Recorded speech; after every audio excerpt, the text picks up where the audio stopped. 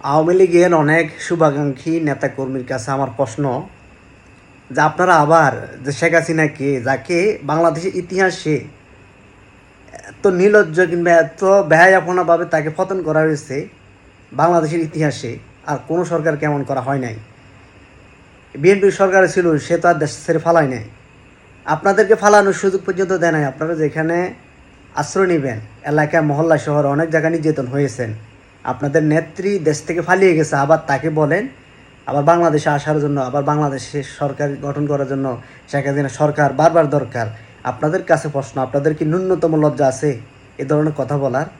যে নেত্রী আপনাদেরকে ফালানোর মতো সুযোগ দেয় নাই, যে দেশ ছেড়ে পালিয়ে গেছে, সে যদি না পালাতো অন্ততপক্ষে আপনাদের নাম সুনাম হলো থাকতো। আপনারা বলেন যে এখন দর্শন হইতেছে, তারপরে মানুষ খুন হচ্ছে। এটা আওয়ামী লীগ সরকার থাকা অবস্থায় এমন ছিল, গুণ দর্শন কিন্তু বন্ধ হয় নাই, ছিল। এখন তার মানে বলতেছেন যে আবার বাংলাদেশের জনগণ চাইতেছে, বাংলাদেশের জনগণ কি আর কখনো ছাবে শেখ হাসিনাকে?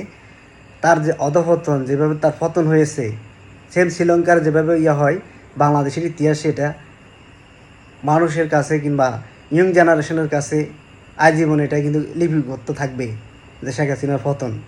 তাহলে আপনার কোন সাহসে আবার বলেন শেখ হাসিনা ক্ষমতা আসবে আবার চাই?